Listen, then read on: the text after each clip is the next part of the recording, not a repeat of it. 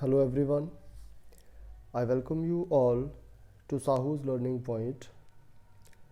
In our previous video, we discussed the explanation of the poem A Tiger in the Zoo, class 10th NCERT textbook First Flight. Today, we are going to discuss some of the important poetic devices used in the poem by Leslie Norris, the poet of the poem. So, first of all, we will discuss the poetic devices personification. So personification, first of all, you must know what a personification is. A personification is such a poetic device when the poet gives the attribution of living things to either non-living things or the animals. Okay, or in a very simple language we can say that when the non-living things or the animals are presented on behalf of the living things or on behalf of the human beings, fine, so that kind of poetic device is personification. Okay, now you can see in this poem the tiger is personified by saying he, and you know that he is used for human beings. Okay, the very first line of the poem is he stalks in his vivid stripes the few steps of his cage. So he is used here for the tiger. Okay, though tiger is an animal and he is used for human beings, the male gender. Okay, so this is personification. I hope you are clear with personification. Fine. So next poetic device is metaphor. Okay, metaphor is such a poetic device where the poet compares something with the other things. अब comparison कैसे है? Bye transferring सम qualities, कुछ quality एक चीज़ की दूसरी चीज़ में transfer करेंगे तो वो होती है आपकी मेटाफर. ओके, और ज़्यादा अगर आपको इसको डिस्क्राइब करना है, so it can be a comparison by giving a different name. मतलब आप कंपेयर कर रहे हो बट उस चीज़ को आपने किसी दूसरी चीज़ का नेम दे दिया. Like you can see here pads of velvet.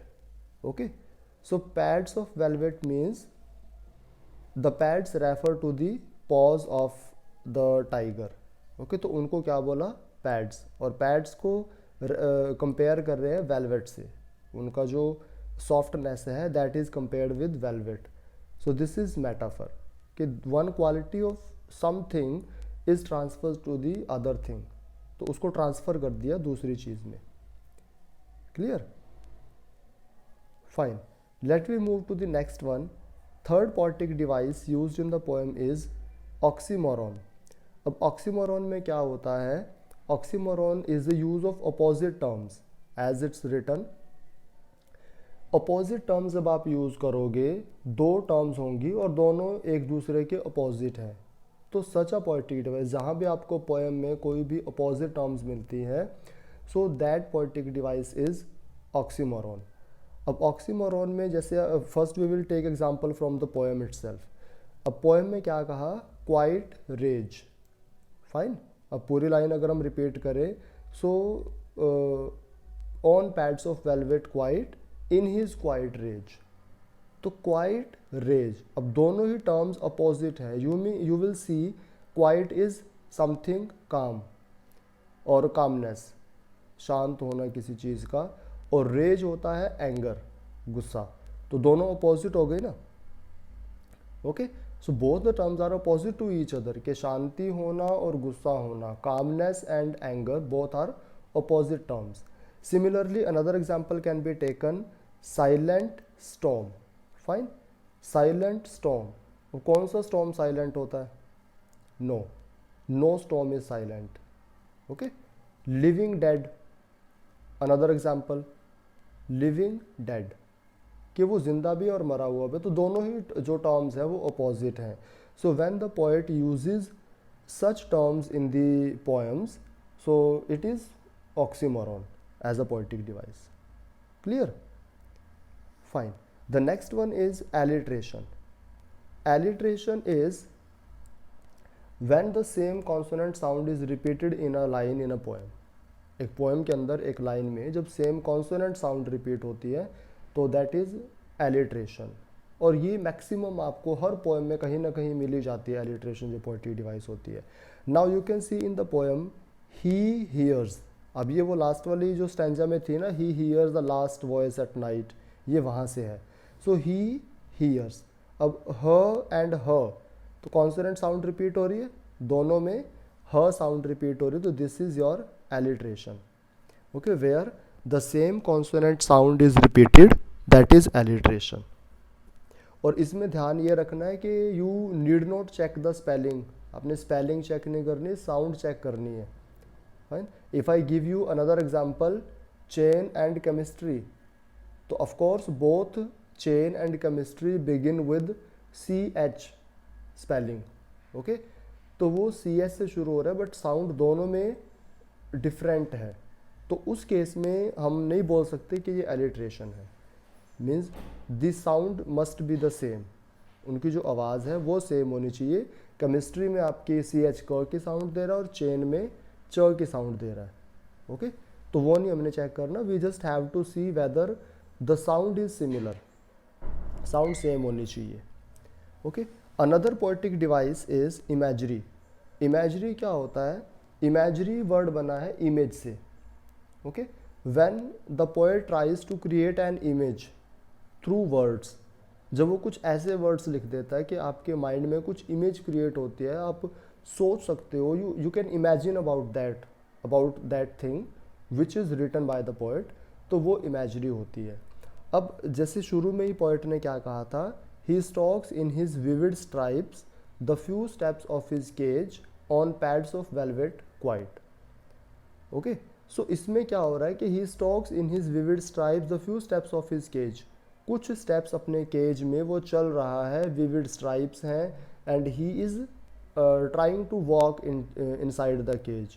तो वो क्या है, आपके माइंड में एक इमेज बन रही है कि देयर इज़ ही, कोई टाइगर है who has been introduced by he, और वो वॉकिंग कर रहा है अपने केज के अंदर. यू कैन जस्ट इमेजिन, आपके माइंड में एक इमेज क्रिएट हो रही है. So this is your imagery. Fine. So ये कुछ इंपॉर्टेंट पोएटिक डिवाइसेस थी in the poem a tiger in the zoo, class 10th NCERT first flight book. So let we repeat once again. personification, when the qualities of living things or the human beings are given to either non-living or to the animals. Okay, अगर मैं कहूँ the wall spoke to me, अब दीवार ने मुझे कहा, तो a wall cannot speak. अब आपको पता है कि ये तो बोल ही नहीं सकती, तो वो बट बोलने की जो क्वालिटी थी, जो ह्यूमन बीइंग की क्वालिटी थी, वो मैंने ट्रांसफ़र कर दी, वो मैंने दे दी आपकी वॉल को कि वॉल बोल रही है, तो that is personification. I personified the wall. Fine. And next is metaphor, कि जब आपकी एक चीज़ की क्वालिटी दूसरी चीज़ में ट्रांसफ़र कर दी जाती है विदाउट बीइंग कंपेयर्ड, कंपैरिजन नहीं हो रहा, सीधा डायरेक्ट नेम दे दिया उसी चीज़ का. Okay, another example could be the soldier was a lion in the battlefield. The soldier was a lion in the battlefield. तो अब सोल्जर को क्या बोला, लॉयन. ये लॉयंस वाली जो क्वालिटीज़ थी वो ट्रांसफ़र कर दी है सोल्जर में, तो that is also metaphor. Next is oxymoron. बिल्कुल ईजी है, यूज़ ऑफ अपोजिट टर्म्स. जब आपकी दो अपोजिट टर्म्स आ जाती हैं, दोनों का मीनिंग अपोजिट होता है. Fine. Quiet rage, silent storm, living dead, etcetera etcetera. Alliteration, when the same consonant sound is repeated in a line of the poem, like he hears. और वही ध्यान रखना बात कि साउंड सिमिलर होनी चाहिए, स्पेलिंग सिमिलर है नहीं है, that doesn't matter. Fine. Next poetic device is imagery, where the poet creates an image through words. जो वर्ड्स वो लिखेगा उनको पढ़ के आपके माइंड में कुछ इमेज क्रिएट होते हैं. जैसे अब आपके माइंड में इमेज क्रिएट हो रही थी कि एक टाइगर है, केज में बंद है, वो चल रहा है, और एक टाइगर जो है वो ग्रास में, लॉन्ग ग्रास में स्लाइडिंग कर रहा है टू कैच इट्स प्रे. ठीक है, तो ये सारे वर्ड जो है they create a kind of image in our mind. Fine. Next we have the rhyme scheme of the poem. Now the rhyme scheme is ABCB. How it is, let me take you back to the poem. अब मैंने आपको पहले बताया था कि rhyme scheme कैसे find out करते हैं। सपोज आपके जो लास्ट वाले वर्ड्स हैं आपने उनको चेक करना है। Fine, here is stripes, cage, quiet, rage. अब ये लास्ट वाले वर्ड की साउंड देखो जहाँ मैच कर रही है। You will start by giving a, आप ए से देना शुरू करोगे। स्ट्राइप्स हो गया ए, केज साउंड डिसिमिलर है, मैच नहीं कर रही, तो यहाँ जाएगा बी। फाइन, क्वाइट अलग है। फाइन, सो स्ट्राइप्स और क्वाइट दोनों की साउंड मैच नहीं करी, ना ही केज से मैच करे, तो यहाँ जाएगा आपका सी। फाइन, ये हो गया A, this is B, C and rays. अब रेज किससे मैच कर रहा है, देखो पीछे केज रेज साउंड सिमिलर है, दोनों की साउंड सेम है, तो ये आपका हो जाएगा बी। जहाँ साउंड सेम आएगी वो सेम लेटर उसको देंगे, तो आपकी जो राइम स्कीम बन जाएगी पोएम की, वो बन जाएगी आपकी A B C B. Clear. और सिमिलरली आप किसी भी स्टैंजा में अगर आप देखोगे तो you will get the same pattern of the rhyme scheme, like shadow, grass, hole, pass. तो शेडो होल का कोई मैच नहीं है, ए, ग्रास आया तो बी, होल मैच नहीं कर रहा C, and pass matches with grass same B, तो A B C B. Clear? So this was about the poem, its poetic devices and the rhyme scheme of the poem. And I want you people to just pause the videos and make notes of these poetic devices, so that it may help you in your further poems which we will be discussing in coming days. Fine? Okay? ठीक है, फिर आज के लिए इतना काफ़ी है। Thank you. Have a nice day.